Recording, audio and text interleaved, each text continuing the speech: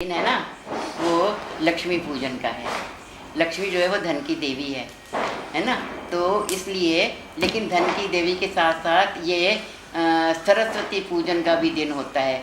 भगवान लक्ष्मी तो देता है लेकिन उसको सद्बुद्धि के साथ सही उपयोग करने की शक्ति देगा, तभी उस धन का लाभ होगा, तभी उसका हम सदुपयोग कर सकते हैं। इसलिए हम लक्ष्मी जी को और सरस्वती जी को गणेश पूजन के साथ साथ नमन करते हैं, उनको हम नमस्कार करते हैं। इस त्यौहार को मनाने के जो इतिहास में है, दो प्रसिद्ध कहानियाँ हैं।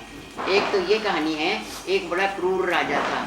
वो सोचता था, पापी था, क्रूर था, वो सोचता था मैं ही सब कुछ हूँ, कोई भगवान वगैरह नहीं होता।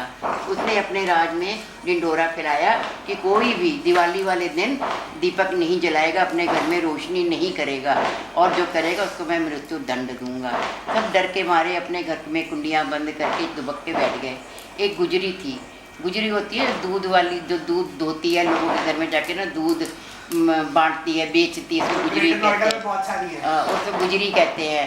तो वो जो गुजरी है ना, उसने सोचा कि सब तो डरपोक हैं, मैं तो लक्ष्मी जी की पूजा जरूर करूँगी, चाहे कुछ भी हो जाए। उसने अपने सारे दरवाजे बंद किए,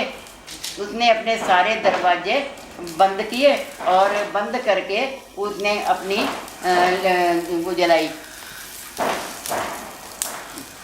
उसने अपने घर में दीपक जलाए और लक्ष्मी जी का पूजन किया। लक्ष्मी जी उस नगर में सब जगह घूमती फिरती आ रही थी। उनको बड़ा आश्चर्य हो रहा था कि इतना पापी कलयुग आ गया है कि लोग डर के मारे को कहीं दिया नहीं जला रहे, लक्ष्मी पूजन नहीं कर रहे। और उनकी इतने उन्होंने देखा एक घर के दरवाजे में से लाइट आ रही है, रोशनी आ रही है।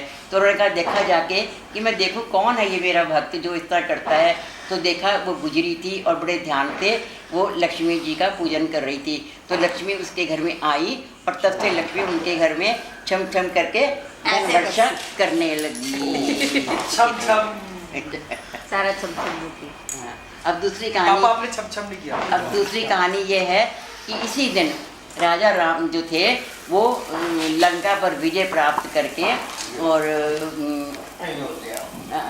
रावण को मार के वो अयोध्या नगरी में आए थे। उनके आने की इस खुशी में सबने अपने घरों में घी के दीपक जलाए, पर हमने तो तेल का जलाया है अपने घर में। और तब से ये दिवाली का त्यौहार उनकी याद में कि जिद की ऑलिव ऑयल के दिले, हाँ, कि वो जीत कर आए थे, विजय प्राप्त करके आए थे। तो परमात्मा हम सबको इतनी शक्ति दे कि हम अपनी कठिनाइयों को दूर करके हम हमेशा विजयी रहे। ये किसी बात कोई फॉलो अप क्वेश्चन मैंने पता वो क्रूर राजा जो था उसका नाम क्या था? क्रूर राजा का नाम नहीं पता, ऐसे ही हमने सुना है। ये तो ऐसे ही हम सुनते आए थे, हमने अपने माता पिता से ऐसे ही सुना अच्छा था। वो लक्ष्मी जी की टीका, गणेश जी की टीका तो लगाओ। हाँ,